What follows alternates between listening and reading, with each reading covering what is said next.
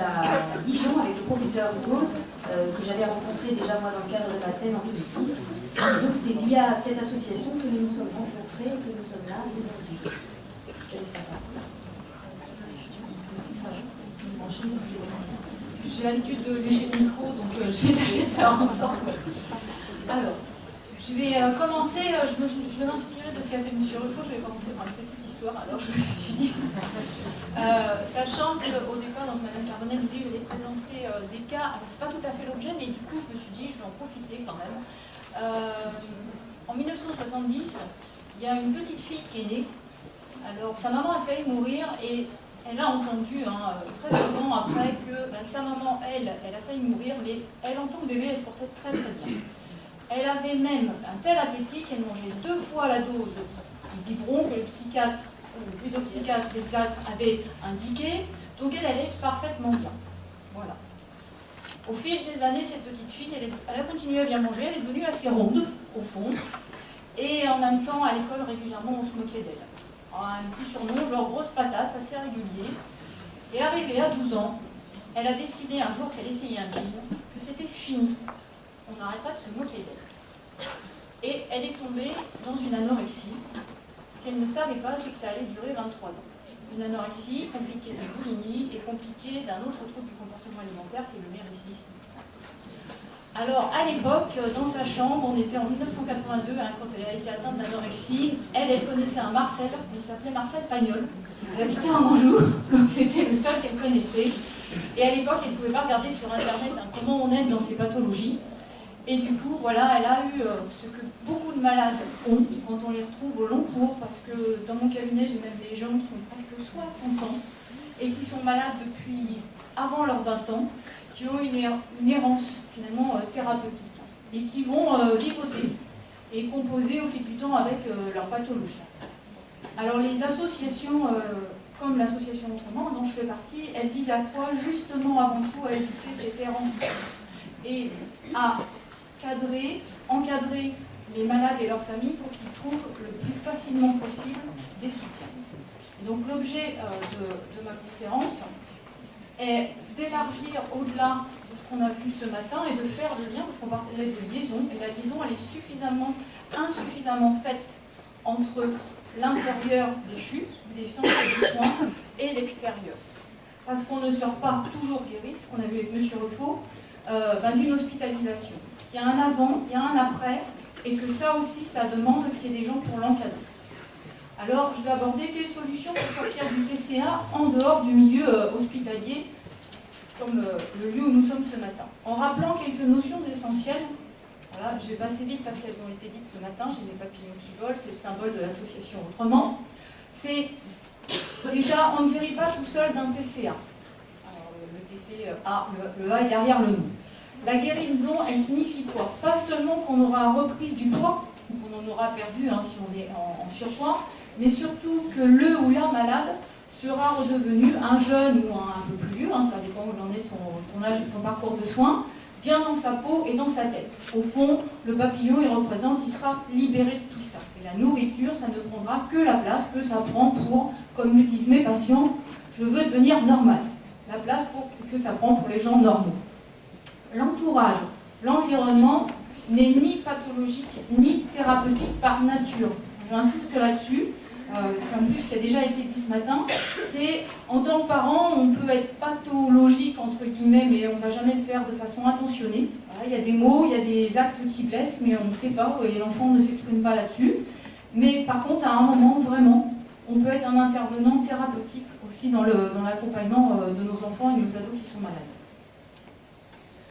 La sortie du TCA, elle est souvent lente, longue, mais tous les progrès, tous les petits pas qui sont faits doivent être encouragés. Donc c'est vrai que les parents là aussi ont une vraie fonction d'encouragement et ils ne doivent pas baisser les bras. Chaque fois qu'ils voient un petit progrès, ils doivent l'encourager. Autre notion, le après-TCA ne sera jamais comme l'avant, notamment à l'adolescence. Parce qu'avant il y a eu l'enfance, après il y aura le monde adulte et entre deux, notre ado va évoluer. Il faut accepter que voilà. Souvent, le TCA, je me dis, c'est un petit peu comme le moment où le papillon, il est dans sa chrysalide, il va se transformer. Et quand il va sortir, si tout va bien, il sera guéri, le papillon, en l'occurrence. l'entourage, l'environnement doit se faire aider aussi. Ça, c'est très important. Moi, je vois arriver en cabinet des parents. Alors, le mot qui vient souvent, c'est usé, fatigué. Et eux aussi ont besoin d'être soutenus. Et donc, certaines associations soutiennent aussi les parents. Notamment quand l'enfant peut être, lui, pris en charge, hospitalisé. Eux, comme ça, peuvent recharger leur batterie pour pouvoir l'accompagner. Et pour arriver à la suite et au thème principal, il n'existe pas de parcours de soins unique qui garantit 100% de réussite. Mais il existe des solutions et on guérit du TCA. Je vous raconterai à la fin l'histoire de la patiente en question, voilà, qui est restée 23 ans malade. Et la guérison, être vraiment guérie, ça passe par ne pas avoir de regrets, ne pas avoir de remords, oublier la culpabilité. C'est la maladie, elle aura eu du sens, quoi qu'il advienne, au niveau de l'individu et au niveau de la famille. Donc elle aura été finalement une occasion de progresser. Et charge à nous d'en faire une occasion de progresser. Parce que souffrir pour souffrir, c'est pas très drôle. Hein. Tant qu'à souffrir, autant faire quelque chose. Alors, hors ou en milieu hospitalier. Alors, les pathologies TCA prennent racine, on a vu, c'est le symptôme au départ, hein, puis après ça devient une vraie pathologie, dans le mal-être de l'adolescent. La guérison du TCA, elle passe par un fond important, un fond commun, c'est la prise en charge et la résolution de ce mal-être. Et autant on a un fond commun, autant on a des parcours de guérison qui peuvent être multiples. Plusieurs modalités de prise en charge. Alors avec ou sans hospitalisation, avec un maintien ou pas, finalement, on pourrait dire autrement, dans ce milieu habituel. Est-ce que je vais rester dans ma famille ou est-ce que je vais partir un petit temps dans un lieu de soins? Avec ou pas des rechutes et de fait, finalement, plusieurs étapes de guérison et parfois hospitalisation, parfois pas. Alors, hospitalisation ou non, intégration ou pas d'un centre spécialisé, c'est une décision à prendre avec le médecin et ou le psy, hein, quand on a la chance d'avoir les deux au départ, qui a commencé à accompagner l'ado. En fonction de critères somatiques, alors et pas seulement le poids, hein, parce que physiologiquement, je ne reviendrai pas là-dessus, mais il y a plein d'autres aspects où l'enfant est en souffrance et son corps souffre, et sur des aspects psychologiques. Est-ce que derrière il y a une grosse dépression et c'est ce qui se clarifie, comment il vit voilà, au quotidien. Il ne faut pas que c'est des symptômes du comportement alimentaire à prendre en considération. En fonction de la personne et de son vécu, moi j'ai des petites patientes qui ont déjà été hospitalisées plusieurs fois et du coup leur faire envisager encore des mois d'hospitalisation, voilà, c'est pas gagné. Hein. Et puis en l'occurrence elles doivent associer souvent hospi et rechute. Donc avant de les renvoyer, il va falloir travailler là-dessus. Et en fonction du soutien possible ou pas, hors structure de soins. En gros, est-ce que les parents notamment vont pouvoir encadrer l'enfant? Est-ce qu'ils se sentent suffisamment solides pour ça?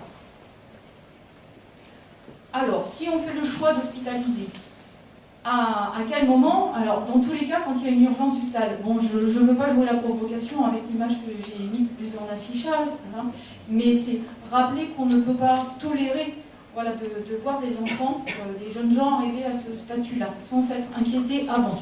Et que là, oui, on est vraiment dans une urgence vitale. En fonction de l'indice de masse corporelle, en fonction de l'évolution de l'état de santé physiologique et psychologique, mental, hein, au bout de quelques semaines. Quand l'ado vient, au départ, notamment s'il y a un bon lien avec son psy ou son médecin, il va discuter, on va tenter quelque chose comme ça en extérieur, et si au bout de quelques semaines, quelques mois, il n'y a pas de mieux, là, il faut vraiment envisager un passer à une échelle supérieure et d'intégrer une structure. En fonction du vécu préalable, hein, ce qu'on avait dit tout à l'heure, est-ce qu'il a déjà été hospitalisé ou pas, et s'il a déjà été, pouvoir travailler avec lui sur qu'est-ce qui a fait que tu auras à rechuter. Voilà, de façon à lui montrer que la prochaine hospi, peut-être que ce ne sera pas dans le même lieu, et depuis tu as grandi, tu as fait des expériences, tu as appris plein de choses, et donc cette fois-ci ça ne se passera pas pareil. Et en fonction des ressources familiales, alors ressources, c'est-à-dire ressources psychologiques de l'entourage, mais je vais aussi dire des choses très très claires en fonction des ressources matérielles aussi. Il ne faut pas se faire cacher cette réalité-là. Est-ce que le parent, il a du temps, ou est-ce qu'il est en train de bosser comme un fou, il n'a pas le temps d'encadrer l'enfant? Est-ce qu'il a l'argent pour le faire aussi? Parce que quand on est soigné, notamment en psychothérapie, pas en milieu de soins, et ben la consultation, elle n'est pas prise en charge si ça n'est pas un psychiatre ou pédopsychiatre. Donc il faut avoir les moyens, et je suis d'accord d'avoir à dire une chose comme ça, mais c'est une réalité, de se soigner dans ce cas-là. Alors si oui, dans quel lieu? Alors moi je ne vais pas revenir là-dessus, mais en cas d'urgence, de toute façon, vous trouvez le CHU le plus près, et puis après on va trouver le lieu adapté. Dans des services spécialisés, alors pour les ados, en rappelant ça, hein, ça a été dit tout à l'heure, c'est très important, c'est un ado, c'est pas un presque adulte. Et si on le met avec des adultes, c'est pas sa place. Voilà, donc il y a des unités de soins maintenant, heureusement, pour les ados et d'autres pour les adultes. Et chacun a sa place. Alors récemment, j'ai eu un petit peu de mal avec ça, je me suis fâchée avec le médecin avec lequel je travaille, mais c'est un ami aussi, donc ça a été très bien. On a une jeune patiente qui a eu 18 ans tout pile, et il m'a dit, tu vois, maintenant on peut l'envoyer là-bas. Elle est adulte. Et moi, ça m'a gênée parce qu'au fond, c'est pas parce qu'on a 18 ans bien sonné qu'on est devenu un vrai adulte. Et donc, en milieu spécialisé, dans des structures, ben, le problème, c'est qu'en France, il y en a un certain nombre et pas tant que ça. En milieu hospitalier, ben, dans les services appropriés, pédopsychiatrie, parfois endocrinologie ou maladie métabolique, ça dépend un peu aussi du nombre de lits qu'il peut y avoir disponibles. Pour quelle durée? Alors ça dépend de l'état physiologique et psychologique, mais je rejoins ce que disait M. Ruffo tout à l'heure, c'est que, au fond, moi j'entends beaucoup de jeunes patientes qui ont eu un parcours difficile avec des rechutes, et moi j'appelle ça les yo-yo inversés dans l'anorexie, c'est-à-dire quand elles ont pris du poids en hospice, mais quand elles sont ressorties, c'était encore moins qu'avant. Elles pesaient encore moins qu'avant, hein, c'est yo-yo à l'envers pour le coup là. C'est que au-delà de 4, 5, 6 mois, peut-être ça n'a pas de sens de poursuivre l'hospitalisation, en tout cas dans ce lieu-là, avec plusieurs séjours possibles qu'on disait tout à l'heure, et avec un suivi à la sortie, parce qu'une fois qu'il sort, l'enfant il a quand même besoin, notamment quand il a eu des bons liens avec les soignants, de pouvoir maintenir ses liens. Et j'ajoute, alors j'espère que les soignants ici ne vont pas contredire, parce que c'est vrai qu'on ne s'est pas concerné, moi c'est forcément je travaille en extérieur, on ne sort pas guéri de la structure dans le sens où on n'a pas fini tout à fait de trouver qui on est, l'ado il n'a pas fini finalement de trouver son identité et du coup il reste fragile. Donc la guérison c'est aussi comment je vais devenir moi et surtout quand je vais réintégrer mon milieu, que mes copains et mes copines ils vont me regarder, alors ils disent rien. Mais j'ai bien compris qu'ils avaient vu que j'ai pris 10 kilos, je suis pas trop fière de moi. Et comment je vais réussir à avancer dans le quotidien avec ça. Alors, le hors structure de soins, par lequel je suis notamment concernée, puisque je travaille en libéral, doit néanmoins être cadré, structuré. Ça, j'insiste, c'est très important. Parce que quand on est dans une structure, le cadre y est quasiment par nature. Quand on n'est pas dans une structure, on doit vraiment avoir une équipe, voilà, pour travailler tous ensemble et un vrai cadre. Donc une prise en charge multidisciplinaire, pluridisciplinaire, avec le médecin traitant au moins, voire un médecin spécialisé en nutrition, un psy spécialisé pour les ados. J'insiste là-dessus. Quand on est psy pour adultes, on n'est pas forcément psy pour ados. Donc il faut des psys spécialisés. Alors, si possible, à côté de ça, on peut avoir des gens qui travaillent sur le corps, des thérapeutes corporels, ou même si ça ne s'appelle pas de thérapeute, des gens qui font des massages, des gens qui ont des approches. La danse, moi j'ai une jeune fille aussi, c'est le théâtre, qui a été aussi quelque chose de thérapeutique pour elle. Donc des activités aussi. Quand on disait tout à l'heure, il faut qu'ils reprennent leur vie, et il faut absolument qu'ils retrouvent cette envie de vie avec cette envie de création et de s'épanouir. Des parents, alors pour le coup, qui vont être thérapeutiques, comment ? Parce qu'on leur a expliqué la maladie, maintenant ils savent comment aider, et ils sont là, et quand eux vont pas bien, ils se font aider aussi. Et des amis, des copains, des relations. À l'adolescence, on a besoin de copains, de relations pour continuer à mieux bien. Or, cette maladie isole énormément. Alors, le psy, il doit faire de la psychothérapie. Alors, je ne vais pas rentrer dans un long débat pour expliquer le qui fait quoi dans le métier psy, mais en tout cas, notamment psychiatre, pédopsychiatre en libéral, on trouve souvent des gens qui ont un grand lot de consultations et qui sont là pour apporter un peu d'écoute, mais aussi de la médication. Et en même temps, ils n'ont pas tous, c'est une réalité, le temps de faire de la psychothérapie, de prendre 3 quarts d'heure, 1 heure l'ado, pour construire, pour élaborer et pour petit à petit trouver comment je vais sortir de cette bon sang de maladie. Donc, il faut des gens qui sont formés à la psychothérapie, c'est-à-dire à un accompagnement régulier et on passe un certain temps en séance pour faire avancer le jeune. Et dans l'idéal, si le psy fait à la fois de la thérapie en individuel et propose aussi des groupes de thérapie avec d'autres jeunes gens, alors atteints de TCA ou de pathologie, d'adolescents, voilà, ça porte aussi. Et il y a aussi les parents. Parce que si on veut qu'ils soient thérapeutiques, il faut que de temps en temps on puisse les faire venir en séance et puis qu'on voit comment tu peux laisser ton père et ta mère t'aider. Voilà, parce que souvent les parents veulent aider, mais ils sont envoyés bouler parce qu'ils ne savent pas du tout comment l'enfant voudrait qu'il soit aidé. Donc ça se travaille tous ensemble. La psychothérapie, c'est un accompagnement régulier, tous les 15 jours maximum, et on va y passer 1 heure au moins pour pouvoir bien travailler. Je suis désolée, mes images elles sont un peu sur les écritures, je viens de m'en apercevoir. Et qu'est-ce qui fait que la thérapie marche bien? Notamment, c'est le lien avec le thérapeute. Donc des fois, il vaut mieux en consulter 3 ou 4 et faire un vrai choix. Alors, j'aborderai pas le fait que des fois, c'est difficile de choisir dans les pathologies TCA, mais en tout cas, il doit y avoir un vrai lien de confiance pour que l'ado puisse livrer tout ce qu'il a à livrer. Et puis, comme le disent certains d'entre eux, mais si je te le dis à toi, c'est parce que tu me garantis que tu ne le répètes pas à mes parents. Et quand des fois, on a des choses qui doivent être dites aux parents, eh ben, on le prépare ensemble. Voilà. Parce que sinon, on perd sa confiance. Donc, le critère essentiel, c'est ce bon lien et ce que je disais tout à l'heure, que ce soit un psy qui soit formé et supervisé pour accompagner l'adolescent. Alors, comment on cherche tout ça? Eh bien, via les structures de soins, les médecins et les réseaux d'entraide type association et ce formidable outil, enfin des fois c'est plus formidable, mais en l'occurrence ce formidable outil aussi qui peut être Internet, dans ces cas-là pour aider. Alors, en dehors du psy pour l'ado, on peut avoir aussi besoin d'une psychothérapie familiale. Il y a certaines familles qui complètent comme ça avec tous les membres de la famille, y compris frères et sœurs. Et puis donc les parents, l'entourage peut aussi avoir sa propre psychothérapie. Moi ça m'arrive d'avoir des mamans notamment qui viennent, qui sont les mères de jeunes personnes qui souffrent d'anorexie, boulimie et qui sont prises en charge par ailleurs. Comme ça moi je les aide elles aussi à avoir des ressources. Et dernier point aussi sur la prise en charge hors milieu hospitalier, on arrive à avoir, mais il faut le demander, en milieu scolaire des aménagements. Il y a bien des mi-temps thérapeutiques quand on travaille. Et bien dans le milieu scolaire aussi on peut aménager. Donc ça permet en même temps à la jeune personne de garder un lien avec ses copains, le milieu scolaire, et en même temps de pouvoir avoir du temps pour se reposer parce qu'on est souvent très fatigué dans cette maladie. Passer la lune de miel avec elle, généralement, voilà, on est épuisé. Alors, le hors structure de soins, finalement, il sert à quoi? Il prépare le pendant. Souvent, effectivement, les premières consultations, ils ont trouvé un psy, les ados, c'est vraiment quelqu'un de génial, ils ne veulent pas le quitter, mais en même temps, lui tout seul ne peut pas s'en sortir. Et on va préparer ensemble l'hospitalisation. Si elle est préparée ensemble, dans leur tête, de toute façon, ça y est, ils seront impliqués et ça va mieux se passer. Et on travaille souvent après aussi, après la structure de soins. Comment je vais réintégrer mon milieu et comment je vais faire face au regard de mes copains qui ont vu que j'ai grossi et comment ci et comment ça. Voilà. Et on l'aide finalement à continuer à grandir et à guérir par la même.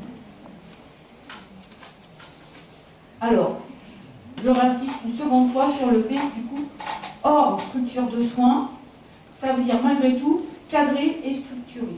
Voilà, donc il faut que ce soit des gens qui encadrent bien. Et on doit avoir un vrai plan thérapeutique pour passer de l'état TCA, entre guillemets. Moi j'ai des patientes qui me disent qu'elles vivent dans le TCA World, les ados, voilà, pour passer à un autre état qui est sans TCA, mais qui sera avec moi, c'est-à-dire avec une jeune personne qui commence à se construire. Les soignants, ça nous demande d'être quoi? Bienveillants et adaptables, ça c'est sûr. Accepter de temps en temps d'être manipulé, sans être dupe, voilà. Mais en même temps, ferme et cadrant. Voilà, parce que le cadre, ça permet qu'au milieu de ça, on soit sécurisé et qu'on travaille de façon libre, mais encadré. Et les parents doivent aussi soutenir et encadrer de leur côté. Et on doit les soutenir et les encadrer. Alors, alors je suis désolée parce que moi, sur mon PC, les images n'étaient pas sur l'écriture, mais là, en l'occurrence, c'est pas très grave. Il y a des associations, dont une dont je fais partie, qui est l'association Autrement. Alors, l'idée du autrement, c'est se voir autrement, puisque c'est une pathologie de l'image, oui. Mais il y en a d'autres. Alors, j'en cite quelques-unes, sachant que j'ai trouvé un petit topo récent qui disait qu'il y avait une petite cinquantaine d'associations en France qui tentaient de lutter contre ces pathologies. Après, moi, je me suis dit, quand je suis arrivée en PACA, est-ce que je ferais mon association aussi? Et puis je me suis dit non, parce que association, normalement, c'est associé. Alors si chacun fait son association, c'est plus de l'association, c'est de la dissociation. Hein, voilà, vous me suivez. Donc en l'occurrence, j'ai raccordé à l'association autrement, tout simplement parce que le professeur Daniel Rigaud, c'est une personne que je connaissais d'une époque. Voilà, donc j'ai choisi de me rapprocher de lui. Alors en France, il y en a quelques-unes hein, qui sont importantes, et puis quelques-unes de locales. Alors j'en salue une notamment parce que j'ai vu qu'il y avait 2 personnes de l'association Cœur au Ventre qui sont dans la salle et qui elle est du côté de Marseille. Alors l'idée, ça serait quand même que toutes ces associations se fédèrent aussi. Voilà, qu'on ait nos actions et en même temps qu'on les mette en commun pour avancer. Alors l'association Autrement, elle a été créée par le professeur Daniel Rigaud, qui est professeur en nutrition, qui est médecin depuis une 40aine d'années. Il a d'abord exercé sur Paris et ensuite, maintenant, il travaille sur Dijon. Et qui a été le fondateur de cette association il y a une 12aine d'années en arrière, qui a pas mal écrit hein, et qui continue à chercher pour faire avancer sur les troubles du comportement alimentaire. Et la vocation de cette association, mais comme beaucoup d'autres, c'est déjà l'aide aux patients et à leur entourage, par Internet, par téléphone, hein, de pouvoir déjà apporter des réponses, par les quelques professionnels qui, comme moi, donnent de leur temps pour accueillir les parents, les malades, et puis déjà les aiguiller dans leur parcours de soins, et faire ce qu'on fait là aujourd'hui aussi. Informer le grand public, parce que j'en ai marre qu'on ait honte de ces maladies. Voilà. C'est pas honteux, c'est une maladie. Pour faire de la prévention, l'information, collège, lycée, dans les facs, et de la formation des professionnels du soin. Parce qu'encore trop souvent, il y a des professionnels, y compris des médecins traitants, qui voient une jeune fille arriver à 35 kg et qui ne voient pas. Et ça ne devrait plus se passer. Alors, avant de vous dire au revoir, je vous raconte la fin de l'histoire quand même. Alors en l'occurrence, cette personne, elle est restée malade 23 ans, parce qu'elle a fait 5 ou 6 psys. Voilà, le parcours a été assez difficile, ça s'est chronicisé, quelques tentatives de suicide, et néanmoins elle est restée en vie, et du coup vous l'avez devant vous aujourd'hui, hein, c'est de moi que je parlais tout simplement. J'ai la chance d'avoir 3 enfants, un mari qui est dans cette salle, qui me disait de toute façon, c'est pas grave si tu t'aimes pas, moi je t'aime pour 2. Je pense que c'est ce qui aussi a été très thérapeutique à une époque. Et du coup, voilà, je ne voulais pas vous le dire tout de suite parce que je voulais aussi que vous gardiez à l'esprit que ce n'est pas un témoignage d'ancienne malade que vous avez eu là aussi. C'est aussi le discours de la professionnelle.